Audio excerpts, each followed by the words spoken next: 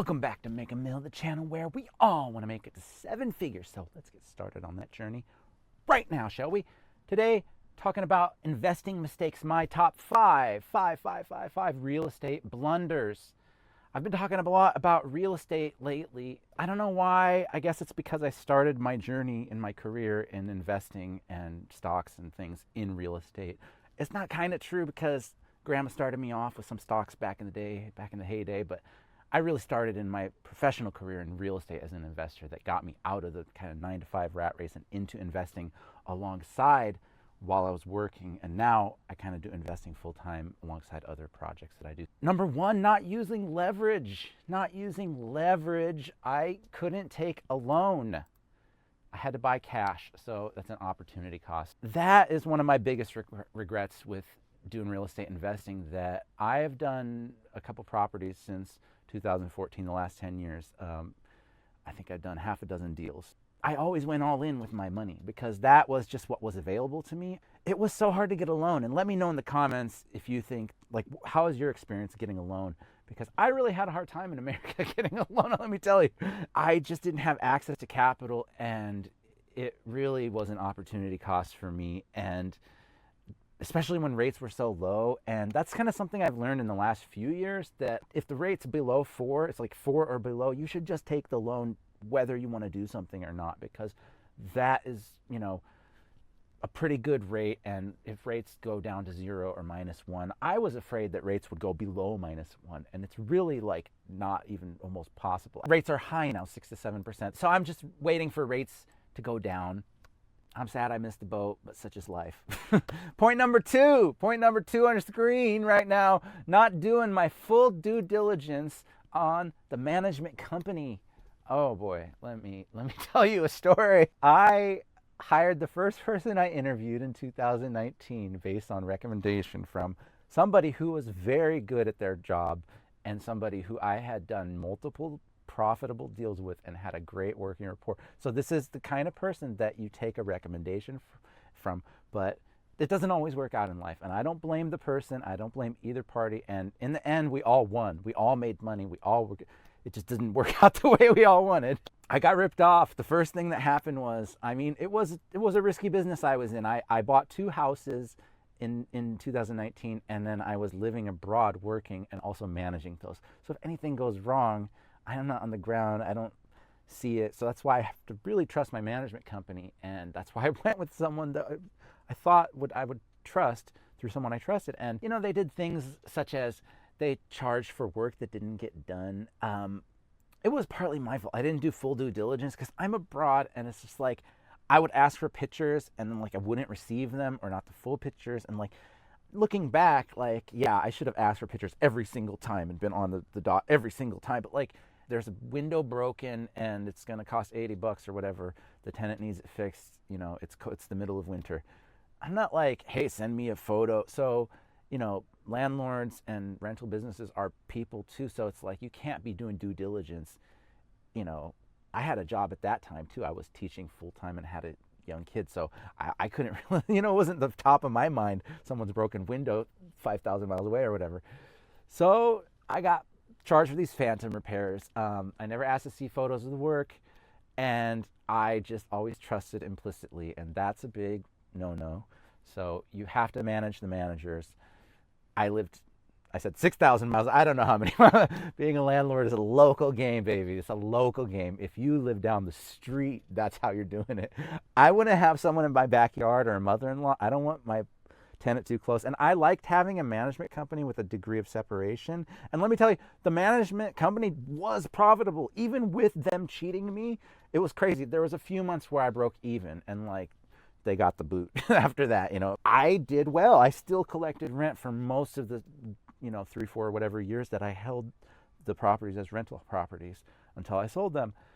Point number 3 on the screen right now, not doing the full due diligence on the property itself. 2014, let me transport you back in time 10 years ago. I didn't catch the damaged sewer pipe. Who would? It's buried 5 meters or 15 or 20 feet or so below ground. I walked through it. I had my girlfriend at the time and her dad, who had built houses, multiple houses, and he was a general contractor, GC. And we walked through a bunch of houses and an agent and a trusted agent. We found what we thought was a good one and not a lemon. And turned out there was a bit of lemon. It wasn't a full lemon. It was maybe a lime, right? But it had, had I talked to the neighbors, that's the next point, had I done a little more due diligence and just knocked on the door to the right and to the door to the left, so simple. But when, how old was I? In my 20s? And you don't think. And I was on a time crunch. And I didn't even know if I was going to do this deal. When I left, I hadn't written the contract formally proposing. I did it like right before we got on the plane, now that I'm thinking back. So it's like walking out the door of the house. I didn't know I was going to buy this house and end up moving into it and spending a year and a few months. I spent about 15 months flipping that house. I didn't know that walking out the door, so I didn't know. You didn't catch that little detail, but it turned out to be, if I'd taken that 5 minutes to just knock, next time I will, knock, knock. And the one neighbor told me right away, hey, as I was moving in, I didn't even have to knock. He said, hey, man, that sewer pipe is busted. The sewage comes up. And I said, what? And I thought nothing of it. And 6 months later, what do you know? All sorts of putrid, basically rotten sewage was in the basement of the house. And it cost a lot of money to clean it up. And then it was gross. We had to live with it a few days. And I had like roommates, and it was really uncomfortable. Even had to like run down the street to the gas station first thing in the morning to take a poo. And that was like a week. We had to live like that while they were digging this huge trench of like 20 feet or whatever down. And it was just this big hassle. And I could have just avoided that and bought a different house. It worked out in the end. I paid, $7,000 or something for that sewer repair, and it didn't sink me because I built in a margin of safety, which I love Warren Buffett and I love Benjamin Graham, and that's where I get that idea, so check that out. I did build that margin of safety into my real estate investment that, hey, even if something goes wrong, I still have a little profit, a little cushion here. And that's what happened. It just cut into my profit, and instead of getting 50%, I got 25% or whatever. I could have easily presented this if I'd talked to the neighbors before buying the house. So simple. Oh well.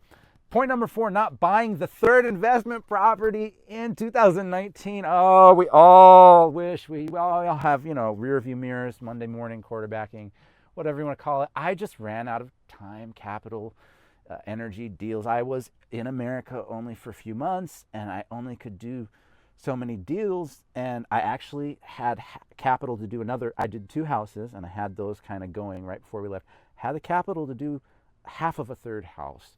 4 or 5 years later, those all doubled, tripled. They all would have been huge winners, right? The rates were so low in 2019. And that's why I knew that at the time, kind of. I pulled the other half from investors.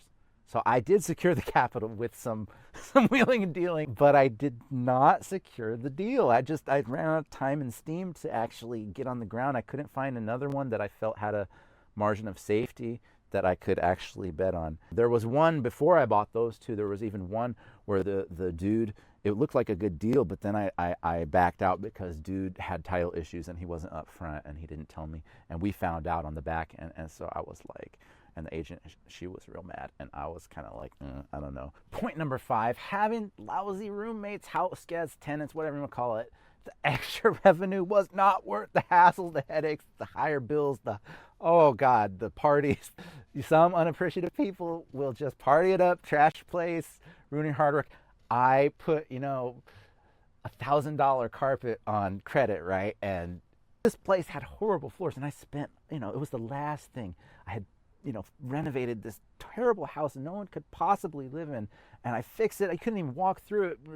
When we walked through it, we all actually ran to the basement because we had to have masks on and we couldn't walk through the actual house. And I turned it into a place that people would want to have a party at. And that was my mistake because it was the last finishing touch, the cherry on top, that carpet. And then your roommates move in and they just trash it and they get dirt all over, and it's just a damn shame. One tenant almost didn't move out, jeopardizing the sale of the house. Believe it or not, they end up stiffing me on the rent. I won't name names, but I didn't get my $200-300. I'm not crying over spilled milk. It is what it is. But these are the kind of risks that if I didn't have a housemate, I still would not have risked my business deal, right? So, it was a couple $100 a month of revenue wasn't worth the risk of like those tenants that actually ended up trying to pressure me, hey, we're not going to pay the rent because we know that you've got to sell and it's coming up winter and you got to be out. We know you and we know you got to be out. And they use that against me. That's what it is, Keep your personal residence and your business investment properties separate, right? Don't poop where you sleep, right? Or where you eat or whatever the saying goes. A separate detached unit or mother-in-law might be an exception to this if you're comfortable with that. Personally, I wouldn't want someone in my backyard. I can't believe I ever had people in my house. I could barely stand to live with my wife sometimes, baby. That's why I come in here and make videos for you guys. If you're liking this video, please subscribe. Help the algorithm. Help me grow this channel. You see I'm a baby little channel. Help me out. Throw me some likes and let me know what you're thinking about the topic today. Give me some comments. I want to hear from you. I want to hear your opinions. I always try to respond. Let me know what y'all think.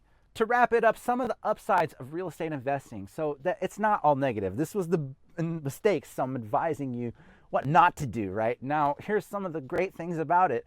I always made money. I think I mentioned that already. I always made a big AROI, 30% plus.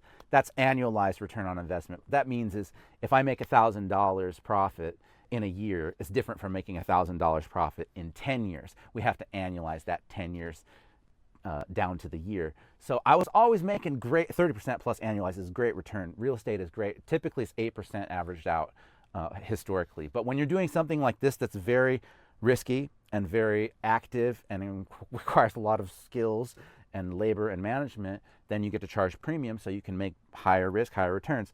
So that's how I was getting 30% plus annualized. I lived rent-free for the times that I renovated and such. Also, like having rental properties was nice to know that I could always fall back on it if I ever had a problem. Even though I was living abroad, if I ever had a problem, I could always just ask a tenant to move out and move my family into one of the several houses. It just felt good also. It wasn't worth it in the end, all the hassle of it, that safety feeling of security, of safety, wasn't worth the trade-off of managing this minor empire from abroad, right? The house is basically a forced savings plan, so it's great. It's pretty illiquid, so it does force you to keep that money locked into the house as the market typically grows and as housing prices generally go up and to the right. As we like to do here on Make a Meal, subscribe if you're loving the content. Real estate is very tax advantaged for many reasons in America, especially 1031. You can roll your property into the next property and defer the taxes on it kind of indefinitely if you pass it down to your kids, I think. Upskilling benefits. I gained a lot of skills owning my own home. I got a lot of responsibilities. I learned how to use a lot of power tools. I learned how to manage a lot of people. I learned how to make phone calls. I learned how to juggle bids and contractors and not always take the first bid and not always take the lowest bid either. Look at time to completion versus money paid and look at the trade-off and what's more important to the particular project. Sense of accomplishment, satisfaction, contribution to community. I did have a great sense of, and I still do have a great sense of pride and feeling that I did something good for the city of Harrisburg and came in and took a house that was beat up and fixed it and passed it on to someone else. I was kind of sad when I sold the first one. I was like, I've lived here a year and I fixed it up all this much and now I just hand the keys and I'm walking in. I was personally invested in the first one. After that, I was less personally invested in the further investments. But the first one is like your little baby always. And it actually makes the world a better place. It gives people jobs. I hired a lot of people. A whole economy builds up around these types of investments, renters, buyers, and all kinds of cafes and restaurants and groceries and where people live and work and eat. So this is a great way to build up the community where you live, and I think everyone should get involved in real estate investing. So I don't want you to take away a negative idea. I just want you to avoid my mistakes, my top 5 mistakes. So subscribe. Until next time, I'll see you. This is Make a Meal. Peace, baby, peace.